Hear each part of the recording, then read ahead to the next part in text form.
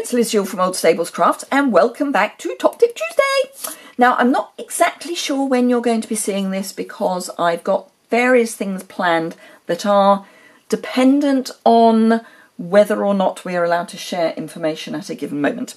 So this is either going to be the 16th of April or it's going to be the day after the Easter bank holiday. So I hope you have a very good Easter, or I hope you had a very good Easter. Today's tip is around fussy cutting. Now I have covered this to a degree in previous videos, but I thought it would be good to just do a video simply on how to fussy cut. So I have got here a sentiment. It's from Rooted in Nature, which is from the annual catalogue. It comes with dies, which do all sorts of things, but they don't do the sentiments. So if I want the sentiment not on a what I would call standard shape, what do I do? Well, let's start with, let's stamp it. So we've got our nice clean stamped image. Do just need to make sure that is dry before we get too much further.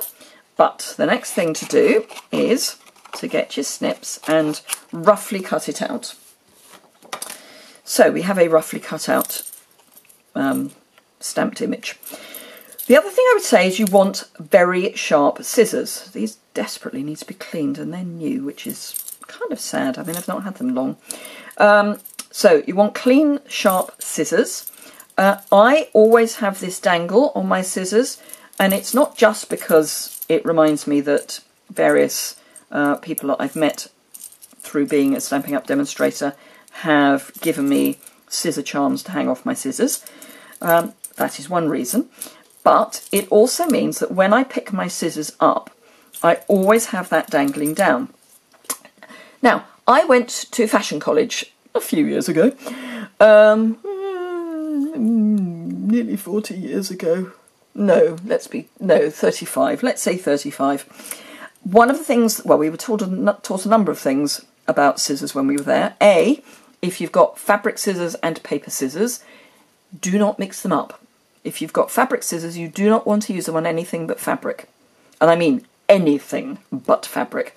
Tissue paper that you get dress patterns on is just about okay, but otherwise do not put them anywhere near anything other than fabric because you will dull the blades really quickly.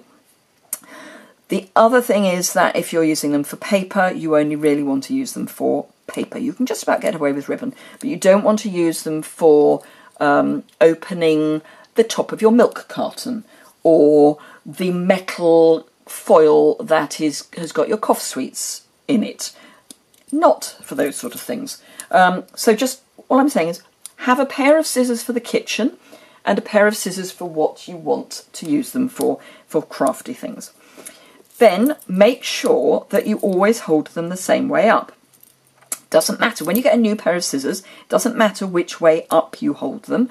I tend to check them because sometimes, so if I use this as an example, I tend to go and cut and see that I can go all the way to the end. If you can't, and I don't know whether if I turn them over it's going to make a difference. Yes, it will. So this is not, oh no, it has. Sometimes they will cut all the way to the end both ways up, sometimes they won't. So that's the first thing I'll do, is find which way they go, they cut all the way to the end. And that is nothing to do with the quality of the scissors, it is just the way scissors are. That said, there are some scissors that have a definite right and wrong way up. She says, desperately trying to find her long scissors to show you that. And I buried them somewhere.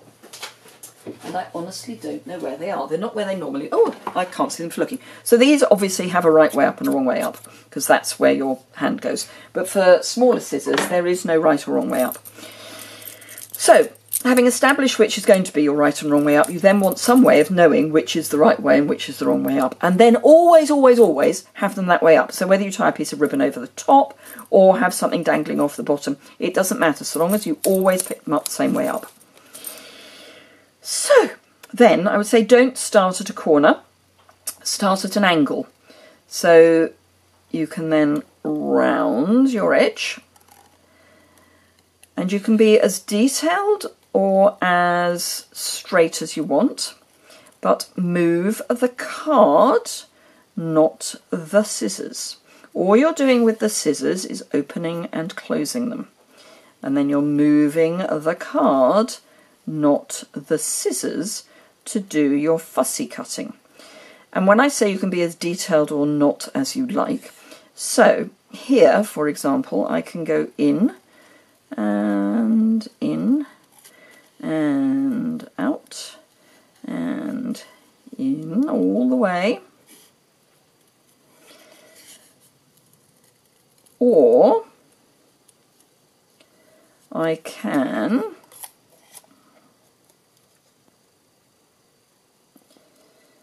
be less detailed, by which I mean kind of vaguely follow the pattern of the letters, but not so much. And then again, you know, just do a little kind of vague follow, but not so much. So you don't have to go mad with your fussy cutting, you can just give a rough approximation. So you want to end up with something that could have been die cut, and we all know that some die cuts are very fine and some less so. Try and avoid doing what I've just done, which is making a sharp turn.